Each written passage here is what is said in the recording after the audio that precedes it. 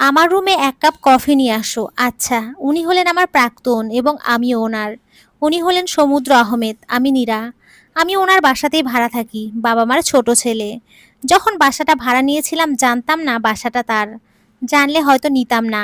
আমি যখন বাসাটা ভাড়া নিয়েছিলাম সে দেশে ছিল না। আঙ্কেল আন্টি থাকেন শুধু, তার বড় ছেলে বউ সন্তান নিয়ে আলাদা। তাদের মেয়ের বিয়ে হয়ে গেছে আর ছোট ছেলে বিদেশে। বলা গেলে টোনোটুনির সংসারে আমি ছিলাম সব বিগত ৭ মাস যাবৎ। সকালে আন্টি ঘুম থেকে উঠিয়ে দিতেন, খাওয়া করে ভার্সিটি চলে যেতাম। ভার্সিটি থেকে এসে আন্টিকে কাজে সাহায্য করতাম। কাজ তেমন কিছু জানতাম না, আম্মুও খুব একটা কাজ করতে দিত না, তাই আর শেখা হয়নি। তবে আন্টির কাছে এসে অনেক কিছু শিখেছি। পড়াশোনা করার পর বাকি সময়টা আঙ্কেল আন্টির সাথে ভালোই কেটে যেত। ৭ মাস পর আসলেন আমার প্রাক্তন মানে জনাব সমুদ্র। তাকে এখানে দেখে প্রায় ভিমড়ি খাওয়ার মতো অবস্থা। নিজেকে সামলে নিয়ে চুপচাপ তার সামনে দাঁড়িয়ে আছি। সে বলল, আপনি এখানে? আন্টি বলল, ও নীরা রে সমু, আমাদের বাসায় ভাড়া থাকে। কিছু না বলে তাকে সালাম দিয়ে জিজ্ঞাসা করলাম, কেমন আছেন? সে রাগী গলায় বলল, মা, তুমি যাকে তাকে বাসায় রাখো কেন? আমি আর কিছু না বলে চলে আসলাম আমার রুমে। গোটা দুপুরে আর রুম থেকে বের হইনি। কি করব বুঝতে পারছি না। এতদিন পরে তার সাথে দেখা হয়ে যাবে তা স্বপ্নেও ভাবিনি। তাকে তো বলেছিলাম ইচ্ছে করে তার সামনে আর কোনো দিনও আসবো না। কিন্তু আজ, উফ খোদা রহম করো, বাসাটা ছেড়ে দিতে হবে। কিন্তু অন্য বাসা পেতেও তো সময় লাগবে, কি করব আমি? এগুলো ভাবতেই কখন যে ঘুমিয়ে গেছি জানি না। সন্ধ্যায় আন্টি ডেকে দিল, এই নীরা ওঠো, সন্ধ্যা হয়ে গেছে। যা ফ্রেশ হয়ে আয়, আমি পায়েস রান্না করেছি। হ্যাঁ আন্টি, আমি আসছি। ফ্রেশ হয়ে গিয়ে দেখি সমুদ্র সাহেব আঙ্কেলের সাথে গল্প করছে। আমাকে দেখেও না দেখার ভান করলো, আমিও তাকে দেখে না দেখার ভান করলাম। আন্টি পায়েসের বাড়িটা হাতে দিয়ে ছেলের কাছে গেলেন। অনেক দিন পর আদরে ছেলেকে পেয়েছে।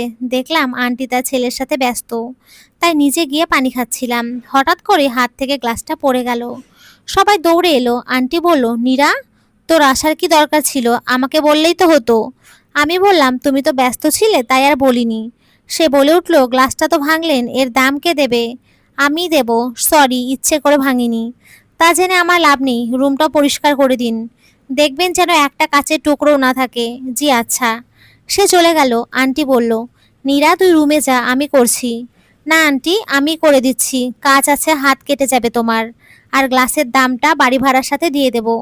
নীরা, তুই সমুর কথায় রাগ করিস না, ছেলেটার যে কি হয়েছে বুঝতে পারছি না। আগে তো এরকম করতো না, তুই রাগ করিস না মা। না আন্টি, রাগ করিনি, তুমি তোমার ছেলের কাছে যাও। যাও গল্প করো, কতদিন পর ছেলেকে কাছে পেলে বলো। হুম, তা ঠিক, যাই। আর শোন, সাবধানে মা, কাজ দিয়ে আবার হাত কাটিস না যেন। না, যাও তুমি। মনে মনে ভাবছি, একটা মানুষ এতটা পরিবর্তন কি করে হয়? এত রাগ কিসের আমার উপরে? আমি তো সম্পর্কটা ভাঙিনি, সে আর আমাকে চায়নি, তাই নীরবে চলে এসেছি। বাসাটা পাল্টাতে হবেই, দেখি নতুন বাসা খুঁজি। এগুলো ভাবতে ভাবতেই আনমনে আঙুলটা গেল কেটে। তা যাক, পরিষ্কার করে রুমে চলে আসলাম। এসে দেখি আম্মুর 2টা মিসড কল। কল ব্যাক করলাম। আসসালামু আলাইকুম আম্মু। ওয়ালাইকুম আসসালাম। কল দিয়েছিলে? বাইরে ছিলাম। হ্যাঁ, কিরে তুই বাড়িতে আসবি না? কতদিন দেখি না তোকে। মা, যাব, একটু ব্যস্ততাটা কমুক, যাব। বাবা কেমন আছে গো? ভালো আছে। শোন, তোর জন্য না একটা ভালো সম্বন্ধ এসেছে, ছেলে সিভিল ইঞ্জিনিয়ার। তোর মামা এনেছে, ভালো না? কথাটা শুনতেই কেমন জানি খারাপ লাগলো, বুঝলাম না কেন। আনমনে ভাবতে বসলাম, আর সমুদ্র? পরে মনে পড়লো, ধুর, আমি তো তার প্রাক্তন। মা, পড়াশোনাটা শেষ করি, নিজে কিছু একটা করি, তারপর না হয় বিয়ে নিয়ে ভাববো। ওই ছেলেকে নিশা আপুর সাথে, মানে খালাতো বোন, ওর সাথে বিয়ে দিয়ে দাও। তোর বাবা ওইটাই বলল, আগে লেখাপড়াটা শেষ করুক। আচ্ছা মা, ভালো থেকো, রাখি কেমন? অ্যাসাইনমেন্ট করার আছে গো। আচ্ছা রাখ। ভাবলাম ছাদে যাই, ভালো লাগছে না, একটু হাওয়া করে বাতাস খেয়ে আসি। ছাদে গিয়ে বসেছি মাত্র দেখি সমুদ্র সাহেব ফোনে কথা বলতে বলতে ছাদে আসছে। আমাকে দেখেই বলল, আমার ধারণা ভুলও হতে পারে, আমি তো তার কেউ না যে আমাকে দেখিয়ে দেখিয়ে কথা বলবে। জানো, এখানে তোমায় ছাড়া একটুও ভালো লাগছে না। তোমায় খুব মনে পড়ছে, কি করি বলো তো? একটা আপ্পা, মানে চুমু দাও তো, মনটা ভালো হয়ে যাবে। আমি নেমে এলাম, কারো পার্সোনাল মুহূর্তে থাকা উচিত না। এসে দেখি আন্টি খাবার সাজাচ্ছেন। আমিও হেল্প করলাম। সমু, খেতে বসেছি, নিচে আয়। সমুদ্র সাহেব এলেন আর রাগী গলায় বললেন, মা, ছাদটাও কি শেয়ার করো নাকি যার তার সাথে? এখন কি তোমার ভাড়াটিয়ার সাথে বসে খেতে হবে? আমি আর ছাদে যাব না, ছাদ শেয়ার করতে হবে না, আর আমার সাথে বসে খেতেও হবে না। আন্টি বলল, নীরা ওর কথা বাদ দে তো, রাগ করিস না। ও যা আমার কাছে তুইও তাই, আয় খেতে বস।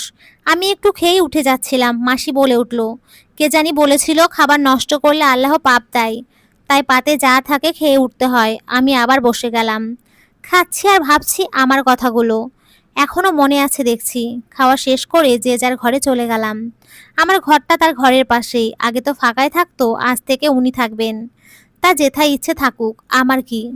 রাত 2:35, ফোন বাজছে, অচেনা নাম্বার। এক রাশ বিরক্ত নিয়ে ধরলাম। হ্যালো, আসসালামু আলাইকুম, কে বলেছেন? আমি স্পর্শ। কে স্পর্শ? এই নামে তো কাউকে চিনি না। কে আপনি? আপনি কি ঘুমোচ্ছিলেন? এখন রাত 2:30 বাজে, এই সময় কি কেউ জেগে থাকে? তাই তো, সরি সরি। আপনি ঘুমান, আমি কাল কল দেব। আর মিস নীরা, ঘুমের মধ্যে আপনার কণ্ঠ কিন্তু আমার দারুণ লেগেছে। শুভরাত্রি। কিছু বলার আগে সে কল কেটে দিল। কে স্পর্শ? আমার নামই বা কি করে জানেন? ধুরু, ঘুম পাইছে, ঘুমোবো। সকালে ঘুম থেকে উঠেছি, রেডি হয়ে ভার্সিটিতে যাব। এমন সময় আঙ্কেল বলল, নীরা তুমি কি ভার্সিটি যাচ্ছ? জি আঙ্কেল। কেন, কি বলবে তুমি? সমুদ্র বাসায় ফিরেছে বলে একটা ছোট আয়োজন করব খাওয়া দাওয়ার। ওর বন্ধু বান্ধবী আর কিছু আত্মীয় আসবে। তুমি কি একটু আজ আমার সাথে থাকতে পারবে? হ্যাঁ পারবো, বলো কখন থাকতে হবে? এই সন্ধ্যার দিকে, বোঝোই তো বয়স হয়েছে। হ্যাঁ, সেই জন্যই তো পাশের ফ্ল্যাটের আন্টিটা তোমাকে বলবো বলবো। নীরা তুমি কি যে বলো না। আচ্ছা আঙ্কেল ও আন্টি, আমি গেলাম গো। আন্টি বললেন, নীরা গেলাম বলতে নেই, বলতে হয় আসি। তোকে না কতবার বলেছি, বলবি আসি। এবার সমুদ্র সাহেব তার রুম থেকে বের হয়ে বলল, তার কি কারোর কথা বোঝার বা শোনার ইচ্ছে আছে? সে তো নিজেই সব বোঝে। আমি কিছু না বলে আন্টিকে বললাম, আচ্ছা আসি, আমি লেট হয়ে যাচ্ছে। সাবধানে যাস মা। আন্টি। ক্লাস করছি, কোনো এক বাদর কলের উপর কল দিয়েই যাচ্ছে। দেখি আম্মুও কল দিয়ে যাচ্ছে। ক্লাস শেষ করে আম্মুকে কল দিলাম।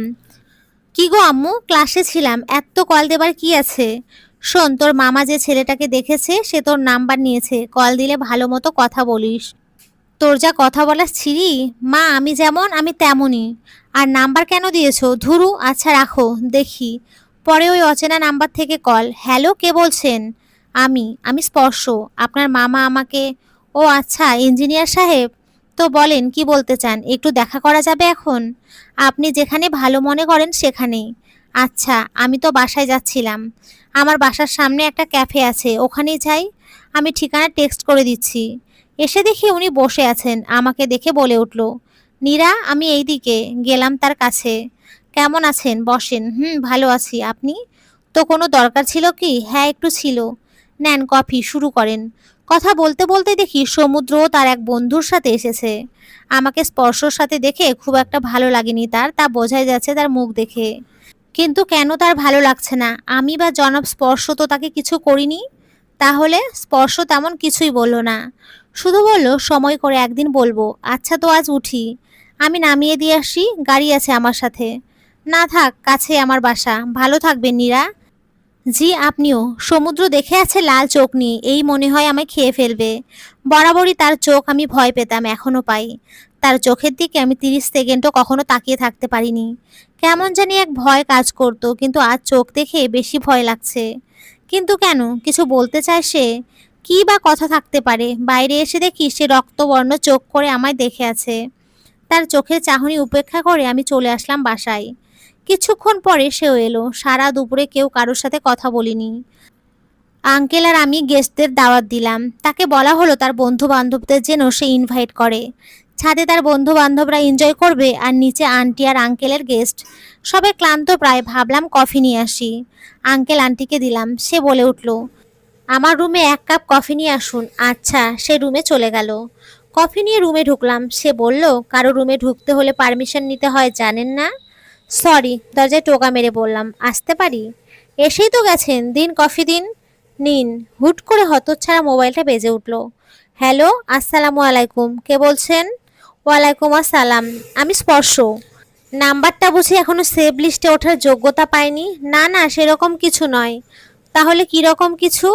আসলে ব্যস্ত ছিলাম, সময় পাইনি। দেখি সমুদ্র সাহেব রাগে জ্বলে যাচ্ছে। তো এখন তো ফ্রি আছেন? সত্যি বলতে একটু ব্যস্ত আছি, পরে কথা বলি।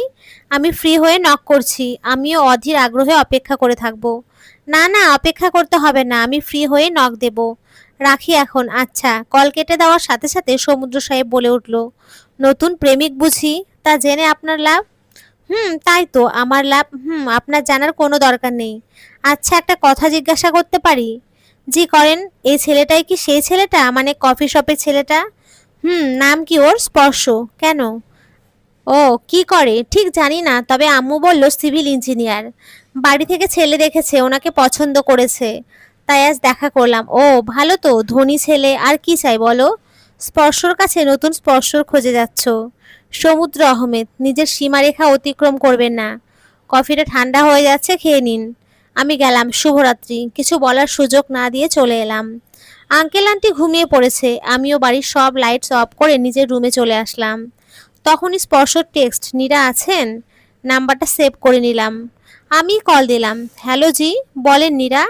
আমার তো কিছু বলার নেই, আপনি কল দিয়েছিলেন, তখন ব্যস্ত ছিলাম, তাই এখন কল দিলাম। ও, তো আমাকে কেমন লাগলো বললেন না তো? ভালোই লেগেছে। তো আমাকে বিয়ে করছেন? আসলে স্পর্শ, আমার সময় লাগবে, নিজেকে প্রতিষ্ঠা করে তবেই বিয়ে করব। আর কি, কাউকে পছন্দ করেন, তাকেই বিয়ে করতে চান? না, বিয়ে করতে চাওয়ার মতো কেউ নেই, তবে কাউকে ভালোবাসি। আর তাকে ভালোবাসার জন্য আমার তাকে প্রয়োজন হয় না। আমি ওয়েট করতে রাজি আছি, কিন্তু বিয়ের পর আমাকে ভালোবাসতে হবে। ভাগ করতে পারবো না আপনাকে, কারোর সাথেই না। অন্য কাউকে বিয়ে করে ফেলেন, ভালো থাকবেন। আপনার সাথে ভালো থাকতে চাই, আমি কষ্ট পেতেও রাজি আছি, অপেক্ষা করতেও রাজি আছি। আমার না ঘুম পেয়েছে, অন্যদিন কথা বলি। আচ্ছা, শুভরাত্রি। শুভরাত্রি। সকাল হয়ে গেল, অনেক কাজ। আজ বাসায় ওর আসার জন্য একটা গেট টুগেদার আছে। সব কাজ প্রায় শেষ। যাক বাবা, একটু শান্তি পেলাম। মা, সবাই মানে মেয়েরা শাড়ি পরবে আর ছেলেরা পাঞ্জাবি নীল রঙের। তুমিও পরবা। এই যে নীরা না কি নাম আপনার, আপনিও নীল শাড়ি পরবেন। আমার নীল শাড়ি নেই। বন্ধুরা, আজকের এই পর্বটি এই পর্যন্তই। দ্বিতীয় পর্বটি খুব তাড়াতাড়ি আসছে। তোমরা সকলে খুব ভালো থেকো, সুস্থ থেকো। সকলকে অসংখ্য ধন্যবাদ। নমস্কার বন্ধুরা।